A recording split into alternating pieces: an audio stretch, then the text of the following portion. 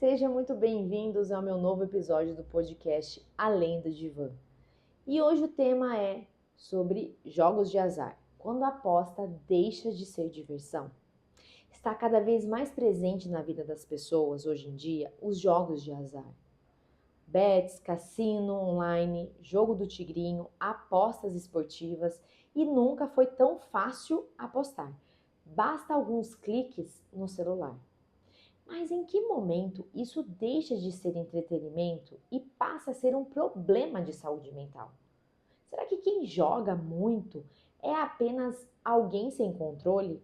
Ou existe algo mais profundo acontecendo? E hoje iremos olhar para esse tema por dois caminhos diferentes. Primeiro, pela psiquiatria, entendendo como esse transtorno é reconhecido. Depois, vamos refletir sobre o que a psicanálise pode nos ensinar sobre esse sofrimento. E o objetivo aqui não é julgar quem joga, é tentar explicar um pouco como isso ocorre. Nos últimos tempos, meses, está tendo muito sobre isso, né? Normalizaram muito essa questão de jogos de azar. E existe sim um diagnóstico reconhecido. E ele recebe o nome de transtorno do jogo e está presente nos principais manuais diagnósticos utilizados por profissionais da área de saúde mental. Ele faz parte do grupo das dependências comportamentais. Isso significa que não existe uma substância química sendo consumida, como álcool ou drogas. O objeto da dependência é o próprio comportamento de apostas. Algumas características costumam aparecer, né? Uma necessidade de apostar valores cada vez maiores, dificuldades ou incapacidades de parar, uma tentativa frustrada de controlar o comportamento, irritabilidade quando tenta ficar sem jogar, pensamentos constantes sobre apostas, mentiras para familiares, prejuízos financeiros importantes, conflitos familiares, perda de trabalho, uso do jogo como uma tentativa de aliviar tristeza, aquela ansiedade ou sofrimento. E um ponto importante é que nem toda pessoa que aposta possui um transtorno. Muitas pessoas jogam ocasionalmente e conseguem parar quando desejam. O transtorno ele aparece quando o jogo passa a controlar a pessoa e não ao contrário. Outro aspecto interessante é que o cérebro ele responde às apostas de uma maneira muito parecida com outras dependências. Existe uma liberação importante de dopamina, um neurotransmissor relacionado à expectativa de recompensa. E aqui está algo curioso. Não é apenas ganhar que gera prazer. A expectativa de poder ganhar também ativa esse sistema. E é justamente essa incerteza. Talvez agora eu consiga, que torna o jogo extremamente potente. Quando pensamos em alguém com dependência em jogo, normalmente pensamos apenas na dívida, mas o dinheiro costuma ser apenas a consequência mais visível. E o sofrimento ele costuma atingir muitas áreas, Como já dito, familiares, casamento, trabalho, autoestima, isolamento, ansiedade, depressão e em casos graves, pensamentos suicidas, Muitas pessoas entram num ciclo muito parecido. Eles perdem dinheiro, tentam recuperar apostando novamente, que é isso que mais acontece. Perdem ainda mais, acreditam no agora vai e acabam entrando numa espiral extremamente difícil de interromper. Bom, até aqui nós falamos sobre comportamento. Lembra que comportamento não tem a ver com a psicanálise. Agora eu gostaria de fazer uma outra pergunta. Por que algumas pessoas conseguem apostar uma vez e seguir a vida normalmente, enquanto outras parecem ser capturadas pelo jogo? É aqui que a psicanálise começa a fazer as perguntas diferentes. Ela não pergunta apenas o que a pessoa faz, ela pergunta o que esse jogo representa para ela.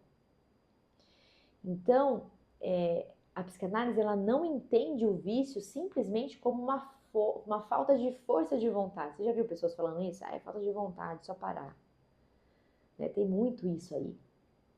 Também não reduz tudo à química do cérebro.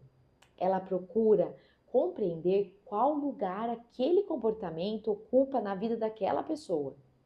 Todo sintoma cumpre alguma função, mesmo causando sofrimento, mesmo destruindo relações. Ele responde de alguma maneira a algo que o sujeito ainda não conseguiu elaborar de outra forma. Então a pergunta deixa de ser: por que essa pessoa joga e passa a ser? O que ela encontra nesse jogo que parece impossível encontrar em outro lugar? Às vezes é uma sensação de potência, às vezes é uma fuga da angústia, às vezes é a ilusão de que o único ganho poderá reorganizar toda a vida, não apenas financeiramente, mas emocionalmente. Como se existisse uma aposta capaz de resolver um vazio muito maior do que uma conta bancária. Sabe aquela ilusão de que agora vai? Né? Existe uma frase que aparece com frequência em pessoas que apostam compulsivamente. Agora eu vou recuperar. Essa frase parece simples, mas ela revela algo importante. Não é apenas recuperar dinheiro, é recuperar uma sensação de controle. É acreditar que existe uma jogada perfeita, uma última aposta, um momento em que tudo finalmente fará sentido. E essa promessa nunca chega, porque o que sustenta o jogo não é apenas o prêmio. É essa esperança de que o próximo será diferente. Vivemos numa sociedade que vende soluções imediatas para tudo. É um dinheiro rápido, é um corpo perfeito, um sucesso instantâneo, felicidade garantida. As apostas entram exatamente nessa lógica. Elas oferecem uma promessa. A promessa de que basta um clique, uma aposta, uma sorte. E aí entra a ilusão, que a vida vai mudar completamente. Mas a vida humana, ela não funciona assim. Nenhum prêmio resolve aquilo que é da ordem da existência. Nenhum dinheiro elimina definitivamente a angústia. Nenhuma vitória encerra todos os conflitos internos. Quem dera, né, pessoal? Quem dera. Quando acreditamos que existe algo capaz de nos completar para sempre, começamos a correr atrás de uma promessa impossível. Muitas pessoas escondem o jogo por vergonha. Aí o que acontece? Elas mentem, se isolam, pedem empréstimos, vendem bens, porque admitir o problema parece ainda mais doloroso. E esse silêncio faz o sofrimento crescer. A culpa vai aumentar, o isolamento vai aumentar. E o jogo passa a parecer um único lugar onde ainda existe uma esperança. E existe tratamento para isso? Sim. E é isso que é importante dizer. O tratamento, ele não consiste apenas em impedir alguém de jogar. É preciso compreender o sofrimento que está sendo sustentado por aquele sujeito. A análise possui um papel fundamental. Em alguns casos, o acompanhamento psiquiátrico também pode ser necessário. Cada caso precisa ser avaliado individualmente, né? Não existe uma solução única, né? Vai depender de cada sujeito, qual que é a sua relação com o jogo. E a pergunta mais importante deste episódio não seja por que alguém aposta, mas o que essa pessoa está tentando encontrar quando aposta. Vocês viram a diferença? Por que alguém aposta? Você não abre para a pessoa falar, né? Então, quando você fala assim, o que é uma aposta aí para você? Nós costumamos imaginar que o jogo vem de dinheiro, mas ele vem de algo muito mais sedutor. Ele vem de a ideia de que existe um atalho para escapar daquilo que nos angustia. E essa lógica, ela não está apenas nas apostas. O jogo apenas torna essa promessa muito mais explícita. Ele diz: a próxima tentativa pode mudar tudo. Essa promessa é poderosíssima, porque toca em algo profundamente humano, que é a dificuldade de aceitar que viver não oferece garantias. E a psicanálise ela nos convida a olhar para isso de outra maneira.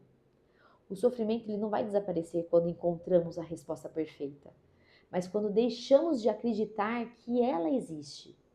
E isso não significa desistir dos desejos, dos projetos, né, das conquistas, e sim de reconhecer que nenhuma delas será capaz de preencher definitivamente aquilo que faz parte da condição humana. Por isso, diante de alguém que sofre com a compulsão pelo jogo, a pergunta mais importante não é por que essa pessoa continua apostando, né?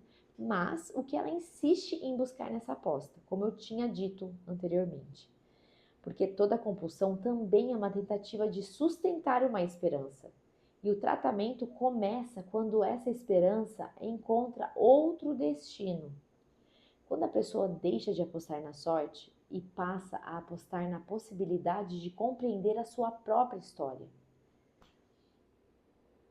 Bom, se esse episódio despertou alguma reflexão em você, compartilhe com quem possa se beneficiar dessa conversa. Nem sempre uma mudança começa com uma grande decisão. Muitas vezes ela começa quando alguém encontra um espaço que finalmente possa ser escutado. Até o próximo episódio.